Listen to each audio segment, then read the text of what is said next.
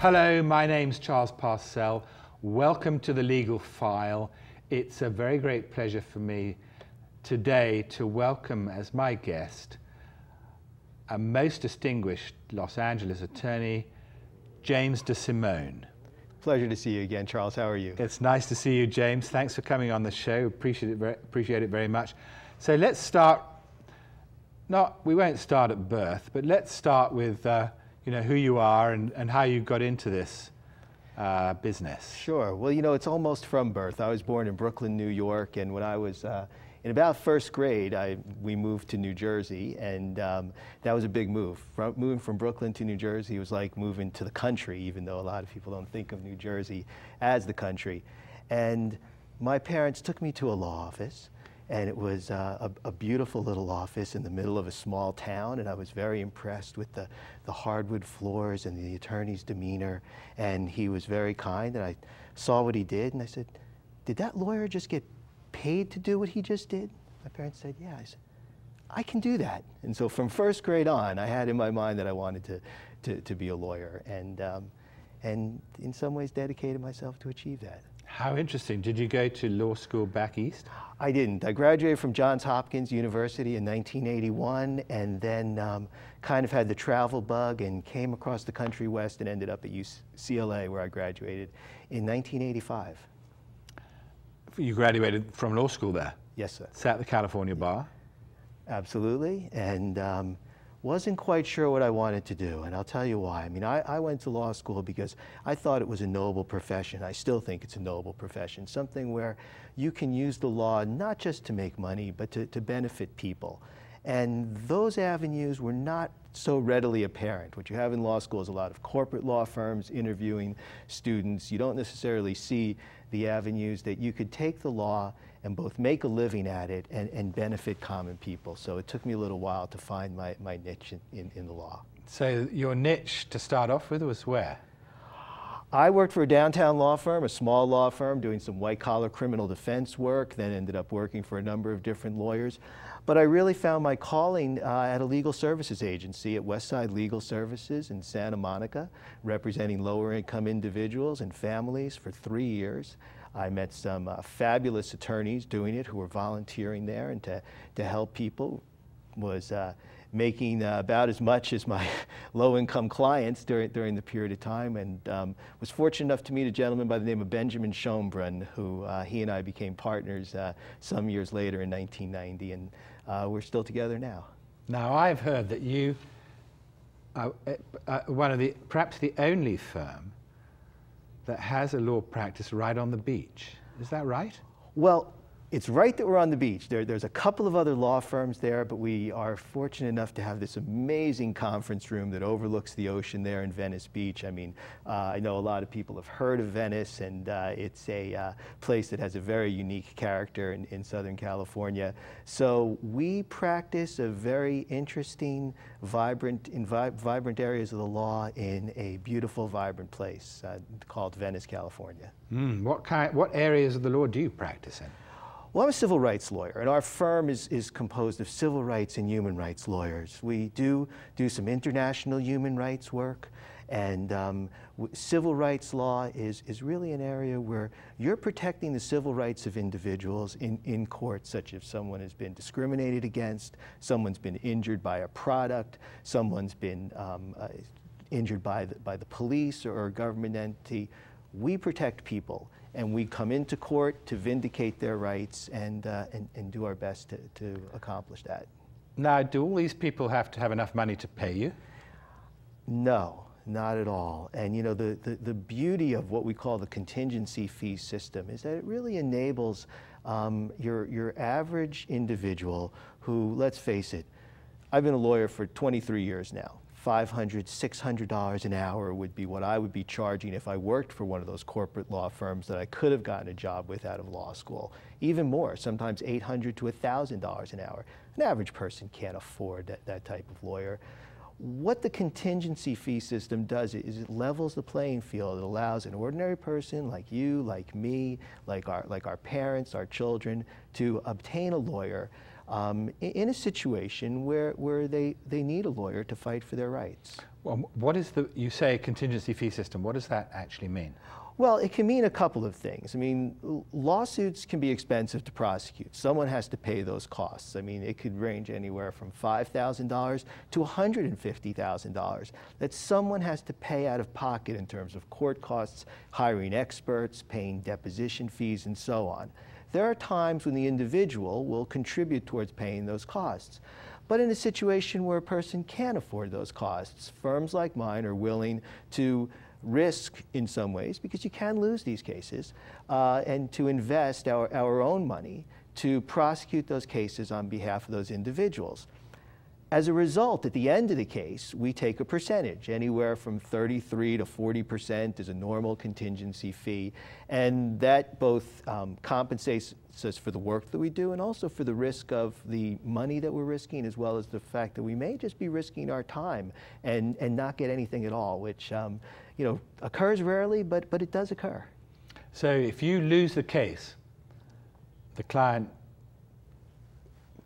doesn't recover, but also is not out of pocket. Is that how it works? That's how it works. Now, don't get me wrong, and people have a conception that if you file a lawsuit, you're not at risk.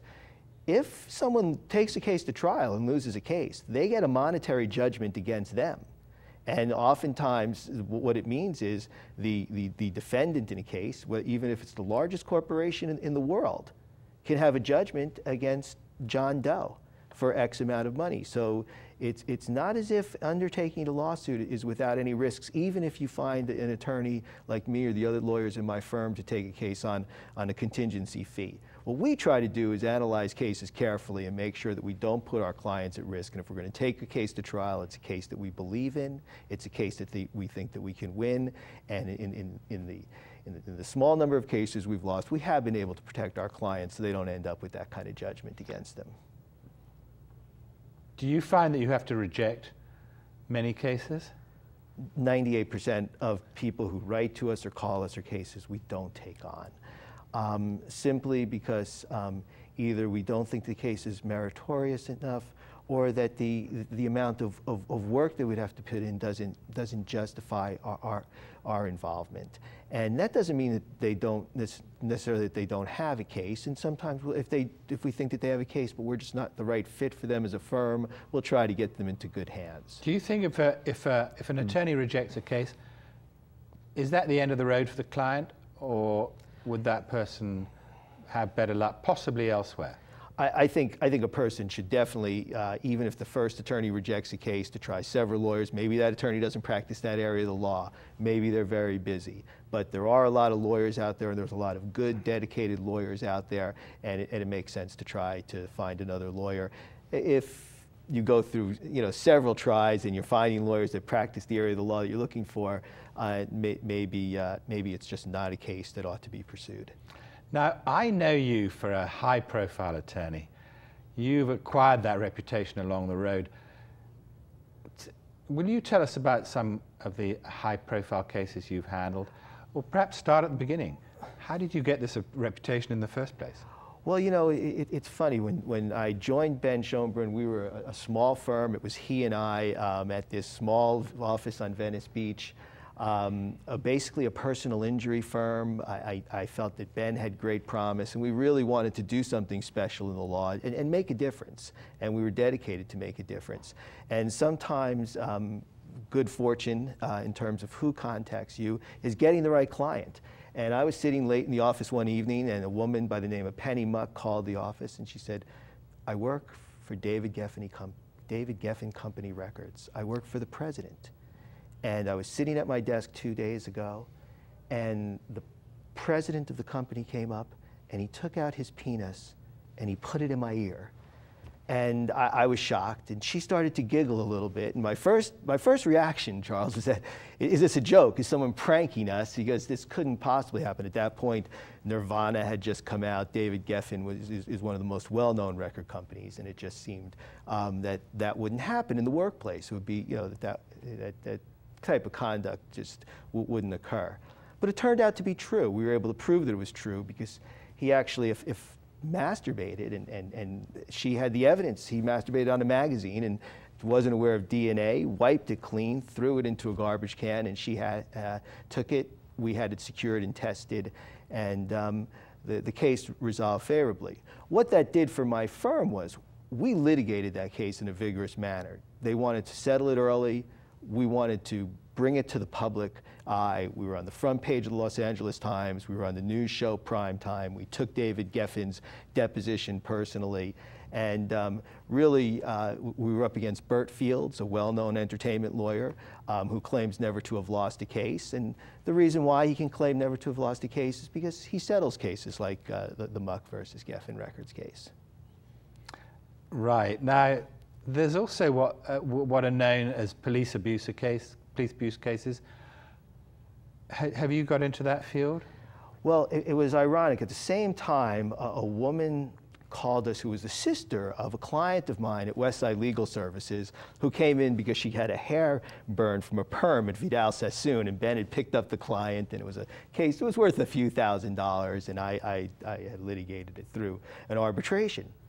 Well, her son was mentally ill, and they had taken him to UCLA Hospital. Her son's name was Terrence Williams, and he had gotten out of the hospital and went home, took a shower, and was confronted by a couple of Hawthorne police officers. And an altercation developed. And they basically assassinated him. They chased him into an alley. He had his hands outstretched, and there was an eyewitness, no video, but an eyewitness who verified this, and he said to the officer, "What are you going to do now? Shoot me." And horrifically, this officer came up and shot 7 bullets into him and killed him that day. And that was our first police misconduct case. I remember talking to Ben, "Are we ready for this?" And he said, "Yes, we're ready for this." And we litigated that case into federal court. We litigated up into the time of trial, and we resolved that case for $1 million in 1991. So that got you into the police abuse arena and the civil rights arena. What are you looking for when you have to make the determination whether to take a case or no? I'm glad you asked, because there's a few things that go into it. I mean, first of all, you have to have someone who was wronged. I mean, there has to be some sort of sense that there was an injustice here, and an injustice that needs to be turned around. I mean, we can't unring the bell. We couldn't bring Terrence Williams back to life, but the family, when they were compensated, received a sense of justice, that at least someone heard them, that what happened to their son was wrong. I mean, the second thing, quite frankly, is you have to have someone on the other end who could compensate the person who is wronged. Without that, financially, it's just not viable to prosecute a case. The third thing is what I call the likability factor.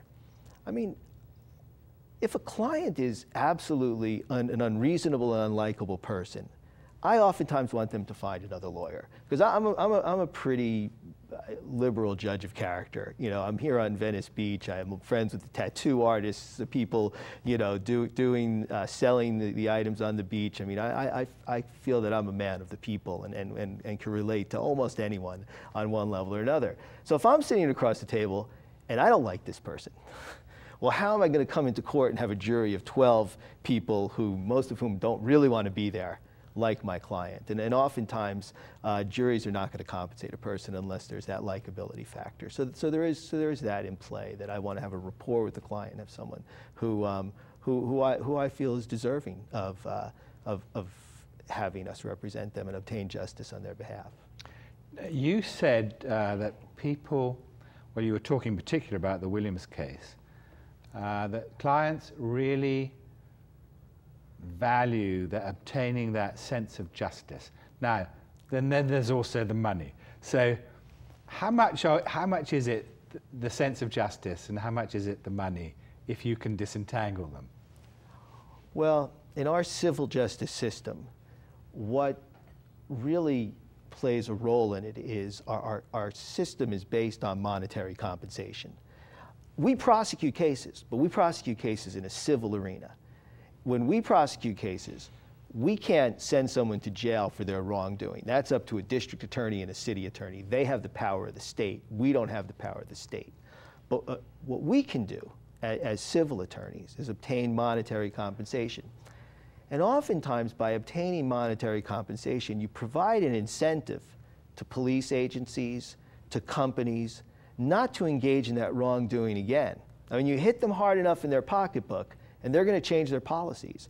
And I'll give you an example, and one example is the Los Angeles Police Department. When I was first a civil rights lawyer in the early 90s, you had a situation where the Los Angeles Police Department were using their police dogs to basically torture people, to bite their legs, chew off gaps of their legs, different parts of their body, if they thought that that person had mouthed off to them, had run away from them, or something like that. I mean, the person may deserve to be arrested, but these dogs could do quite a bit of damage. I mean, some of them were pit bulls, German shepherds. And the overwhelming majority of people to whom that was done were African Americans, Latinos, and other minorities. So you really had a disproportionate use of 90% of the people who those dogs were used against were the minorities of our community, although they actually play a predominant role in our community, of course. It was only through the efforts of lawyers getting together and putting these together in a statistical fashion that the Los Angeles Police Department changed its policy and went from a find and bite policy to a find and bark policy. And you just don't have that type of use of police dogs anymore to injure and maim individuals on the street. And that shows how if you have a civil lawsuit, you can get government entities and companies to change their practices to the benefit of all of us. Have you seen over the years much change arising out of the very great increased use of cell phone cameras, small video cameras, that sort of thing? Well, you know, it's funny. I think everybody expects that if you're going to have a trial now, you're going to have a video, and it doesn't always work that way. In fact, in one of my recent cases, there was a video, and then the company, quote unquote, lost the video of the underlying incident. This was a supermarket case. I do think that there's a self-censorship impact of videos where maybe people become on their better behavior. But on the other hand, I do think that when people are in that moment, they don't necessarily think that they're going to be on video. And I think it's a great use of evidence when you have it in a case in order to prove what really happened. Lawyers today, I would say, over the last several years, have for some reason have acquired a poor reputation in the society at large. Would you care to comment on that? Well, sure. And, you know, and I think that, look, lawyers are like any other profession. There are the good and the bad. I think that the poor reputations of lawyers across the board is a bit unfair. For instance, there's some misperceptions. People assume that all lawyers are rich. I mean, I make a decent living at what I do. I'm nowhere near rich. You know, that's for certain, even though I've been toiling at it for a number of years. We work very hard in our profession. I work 16-hour days, you know, more often than I would like to. I'm not a workaholic. I have a family. I have children. I'd rather be doing things with them than being on my computer.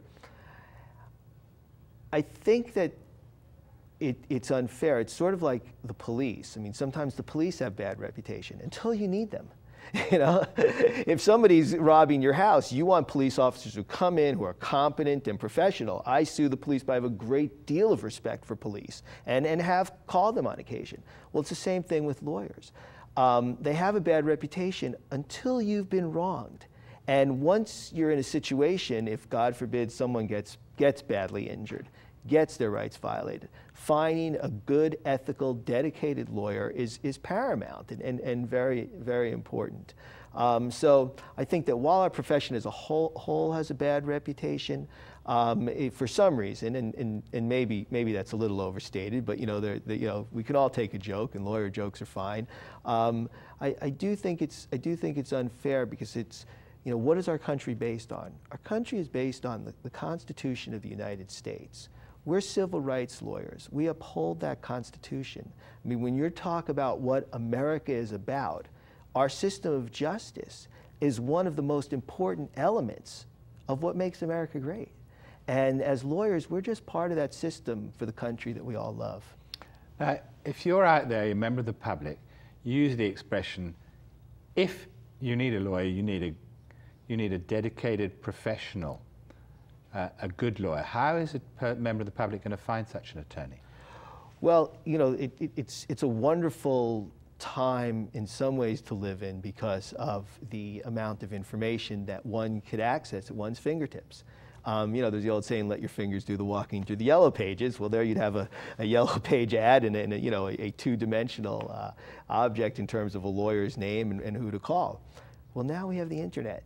And you can do Google searches, and you could search for different lawyers. And lawyers who have a good track record will put that track record on their website. I mean, we have a website, for instance, at civilrightslawla.com and LosAngelesEmploymentLawyer.com for people who are doing certain searches to find us, and they could look at what we've done, they could look at what other lawyers have done in the community, and then make that choice for themselves as who would be the right fit for them. Do you find as an attorney that belonging to lawyer organizations is a help to you, and what kind of organizations do you belong to? Well, first of all, it's an incredible help because it's a way in which to share resources, to meet like-minded people. I belong to a number of different groups, but most prominent, the Consumer Attorneys Association of Los Angeles. Individuals like myself who are dedicated to assist consumers when they've been wronged by others. I also belong to the California Employment Lawyers Association and the National Employment Lawyers Association, and these groups are dedicated to assist employees when they have trouble in the workplace. And it's just we do lobbying to try to pass laws that are beneficial for all of us as consumers and employees. And we also, you know, we don't work for big companies. We're mainly, you know, solo practitioners, small law firms. I mean, my law firm is considered a big law firm, and what we do, we've got 10 lawyers. But really, I mean, in the grand scheme of things, when you're compared to the people who we're up against, they always have superior firepower. I mean, you know, you're dealing with corporate law firms who have hundreds and hundreds of lawyers. So to share those resources is of great benefit. Well, we already talked about, and I expressed it in the negative, poor reputation that lawyers have, unfortunately, among much of the general public. But do you think much of that, or some of it anyway, is based on misperceptions among the public about lawyers? I really do. I mean, when people talk about tort reform, for instance, it really is a way to restrict their access, the public's access, to lawyers like myself who, you know, represent the poorest of the poor, middle class, I mean, even some upper class people, but in a way that they're not paying thousands and thousands of dollars a month to retain my services or my law firm's services. Nobody ever talks about restricting, when tort reform, restricting corporations from paying as much money as they want to pay to fight against your common person. And in a way, it's almost like the notion of tort reform shoots the average person in the foot because it could restrict their access to lawyers if, for instance, the contingency fee system was changed in a way that restricted our right to have a contingency fee. It also goes against the grain of the free enterprise system. I mean, our country, our capitalist system is predicated on somebody being able to go out and negotiate the wage they can, and the contingency fee system is precisely that. You negotiate something for a percentage of what you can get in the end, and it really is, in a way, a beautiful harmonic system that works for your average person. Do you feel though that some limits need to be placed on lawyers? Well, I think those limits are in place. I mean, you already have laws that prohibit frivolous lawsuits. You already have laws that a lawyer who files a certain number of frivolous lawsuits can no longer be able to file such lawsuits. It's called the vexatious litigant law. So yes, there should be limits placed, and both the state bar and the state of California does properly place those limits. And quite frankly, I don't think that additional limits need to be placed. Right. We don't have too much time, but I really would like to hear a little bit about the Mogilevsky case. Well, Mogilevsky was a same-sex harassment case, and it came out of the Penny Mug case. And what it did was, it's the first case that established that same-sex harassment. Wayne Mogilevsky was a screenwriter for Silver Pictures and was asked on Valentine's Day to come to a hotel suite of the president of Silver Pictures and asked to spend the night with him, and then certain other things were asked of him to do. And he was promised a better deal if he did them. We were thrown out of court. The first judge said it's not a sex harassment case, and we appealed, and once again we were against Burt Fields and Howard Weitzman, and it's a published decision in which it established that no matter if the victim or the person who is basically harassing someone is a male or a female on a female, it violates the law. It depends on what the conduct is. And if the conduct is sex harassment, it violates the laws against sex harassment. And we were very honored to set the precedent of that in 1992, a case called Mogilevsky versus Silver Pictures. So how has your life changed from, 20 years ago you were young, raw, green. Now here you are, high-profile attorney with some major decisions that have changed California law behind you. How has things changed for you? I just work harder. I didn't know it would work out that way, but we believe in what we do. I feel gratified to take on cases that I believe in to assist the clients that we do. And I try to have a good balance of working hard and playing hard still. But we work hard on behalf of our clients, and it's a pleasure doing that. Finally, we're almost there, but in half a minute, how do you see juries nowadays, and how do you see jury verdicts? Well, it's a lot harder to win cases now, and I think what really is occurring is people have developed a very cynical view towards lawsuits, and a lot of what we have to do is we're fighting more of an uphill battle here in California. There's a bigger distrust of lawyers and a bigger distrust of the individuals who bring lawsuits. That being said, there's still marvelous victories in terms of the rights of consumers, and I wish that those people who serve on juries realize that the individuals who get to court, who are in court that day and trying to obtain justice, are people just like you and me, just like the 12 people who are sitting there on the jury, and give them a fair shake, and that if their case is meritorious, to give them a just verdict. Well, what I get out of talking to you is that you're a composed man, a rational man, but underneath that, a man of great passion. And your life story certainly has shown it. It has been a great pleasure today to talk to attorney James DeSimone, Venice, California. Thank you so much for coming. Hope we can see more of you in the future. Thank you very much. Oh, it's Charles. been a pleasure. Now we just talk and we just chat. Because